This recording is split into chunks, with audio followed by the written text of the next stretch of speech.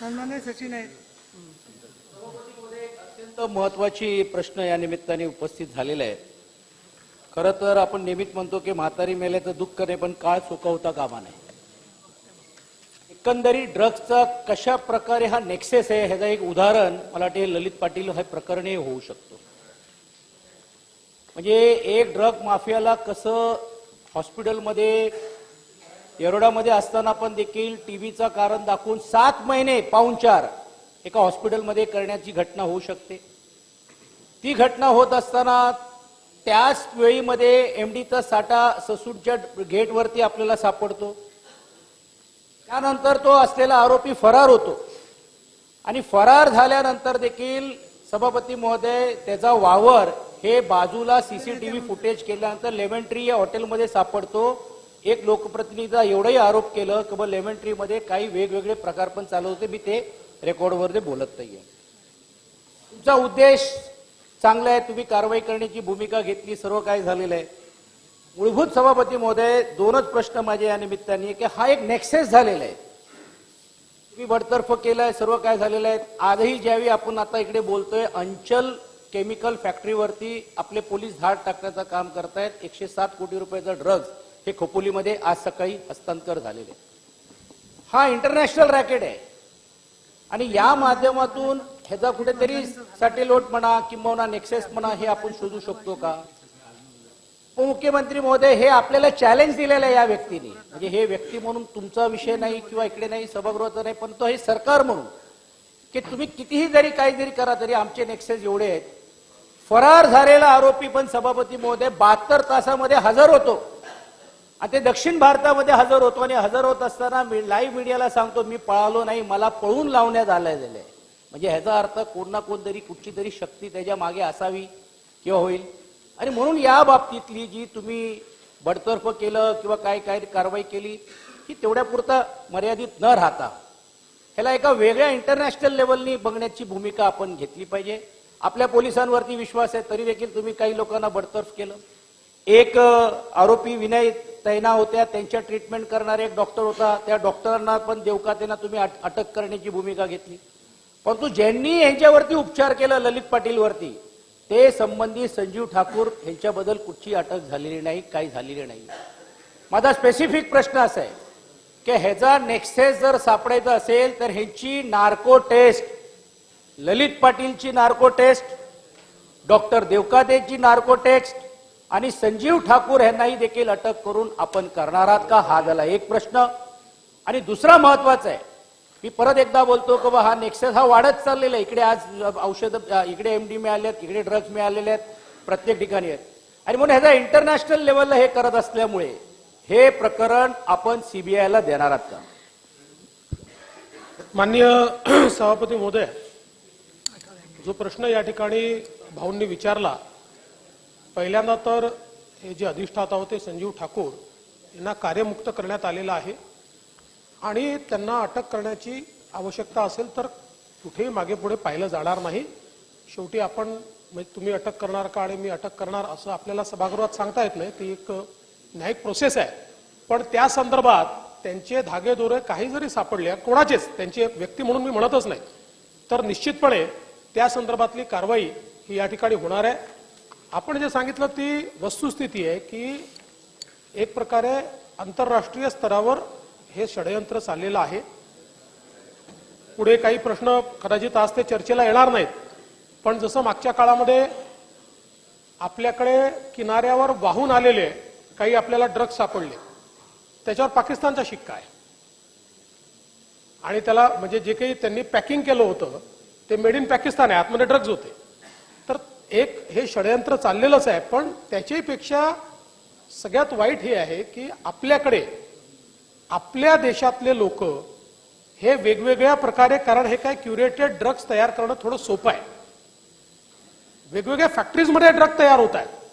म्हणून आपण जवळपास जेव्हापासनं माननीय देशाचे गृहमंत्री यांनी राज्यांच्या गृहमंत्र्यांची आणि राज्यांच्या डीजीची बैठक घेतली आणि सगळ्या गोष्टी केंद्रीय एजन्सीकडे देण्याच्या ऐवजी तुमच्या ज्या ज्या डेडिकेटेड एजन्सीज आहेत त्यांनी एकमेकाला मदत करा असं सांगितलं आणि त्याची एक व्यवस्था उभी केली.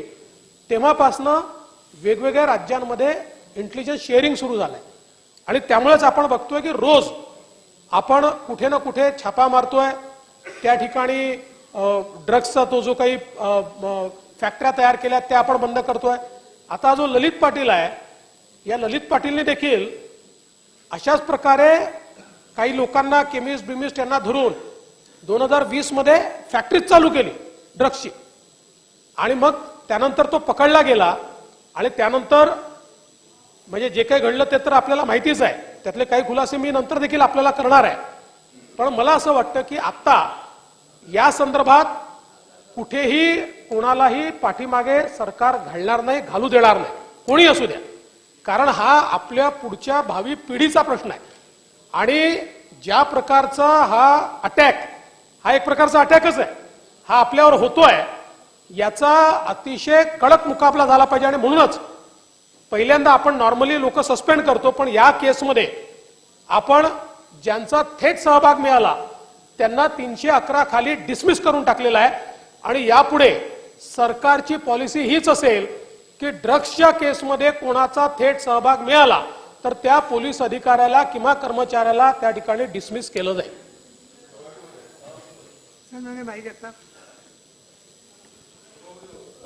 सभापती महोदय, अतिशय एक गंभीर प्रश्न जो देशासमोर आहे, राज्यासमोर आहे आणि आपल्या राज्यामध्ये अलीकडे हे वारंवार घडतंय. यामध्ये आपण कारवाई केली, डायरेक्ट डिसमिस करण्याचा जो काही निर्णय घेतला त्याचं स्वागतच आहे. नाहीतर कित्येक वेळेला आपल्याला ऐकायला मिळतं ते मॅटमध्ये जातील, ते इकडे जातील, ते तिकडे जातील आणि मग आपण ती प्रक्रिया सुरू करतो, तोपर्यंत सगळं बोंबललेलं असतं. असं होत नाही. त्यामुळे पहिलं अभिनंदन तुमचं की तुम्ही डायरेक्ट त्याच्यामध्ये डिसमिस केलं. परंतु तशीच कारवाई ही झाली त्या कॉन्स्टेबलवर झाली, ही झाली त्या शिपायांवर झाली. हे शिपायांचं एकट्याचं काम असूच शकत नाही. अधिष्ठता ज्या वेळेला याच्यामध्ये सांगण्याची हिंमत ठेवतो की त्याला कुठला आजार आहे तुम्ही सांगू नका, डॉक्टरांना तो दम देतो, डॉक्टरांना तो सांगतो, इतकी जेव्हा हिंमत एखाद्या प्रमुख माणसाची वाढते त्यावेळेला हे प्रकरण फक्त पोलिसांच्या काही शिपाई असतील किंवा तत्सम कोण असतील तेथपर्यंत मर्यादित नाही, हे तुम्हालाही माहिती आहे, आम्हालाही ते दिसतंय. जेव्हा आपण आंतरराष्ट्रीय सहभागाचा उल्लेख करतो किंवा त्याची चर्चा करतो त्यावेळेला जाहीर आहे हे सगळे प्यादे आहेत. अधिष्ठता जो आहे ज्याचा आपण म्हणालात की त्यानं त्याच्या कामावरून दूर केलं, मला असं वाटतं आणि माझी ती मागणी सुद्धा आहे की आपल्याला तो कणा दाखवावा लागेल, त्याला सुद्धा तिथे तो सस्पेंड नव्हे तर त्याला सुद्धा बडतर्फ करा. अशा पद्धतीने काही पोलीस अधिकारी सुद्धा याच्यामध्ये असू शकतात. मी हा संशय व्यक्त करतोय, कोणावर आरोप करत नाही, परंतु त्याच्याशिवाय हे एवढ्या मोठ्या घटना घडणार नाहीत.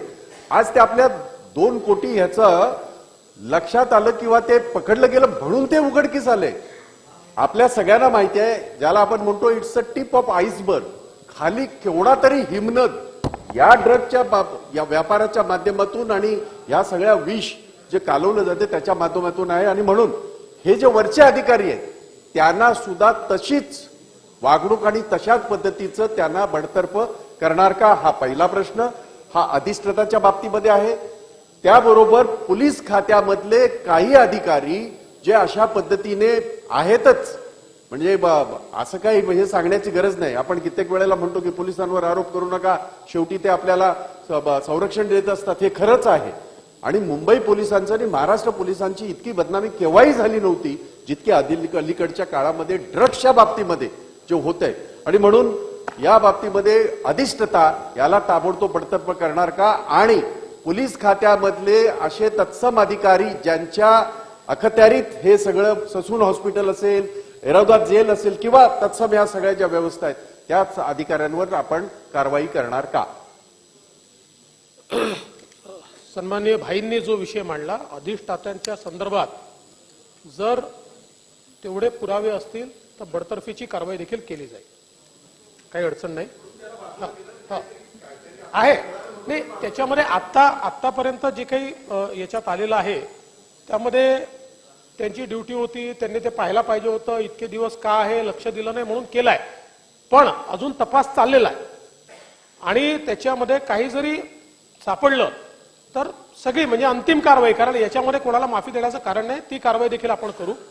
याच्यामध्ये जे पोलीस निरीक्षक सहाय्यक पोलीस निरीक्षक होते भागवत म्हणून, त्यांनाही निलंबित केलेलं आहे आणि त्यांचाही सहभाग हा तिथे त्यांचा सहभाग, त्यांचं सुपरविजनरी ड्युटी होती, सुपरवायझरी, पण तरी देखील आता तर त्यांना निलंबित याकरता केलंय की सुपरवायझरी ड्युटी त्यांनी नीट केली नाही, पण त्याच्या पलीकडे त्यांचाही कुठला सहभाग जर मिळाला तर त्यांच्यावरही कारवाई केली, बडतर्फीची. सन्माननीय राजहंस जगताप साहेब, जर आता वरच्या अधिकाऱ्यांना नाही भाई, वरच्या कोणाचाही मिळू द्या, काहीच अडचण नाही. सुरू करायचं बोलायला जेवढ्या वरचा अधिकारी याच्यात सामील मिळेल तर प्रत्येकावर कारवाई. आदरणीय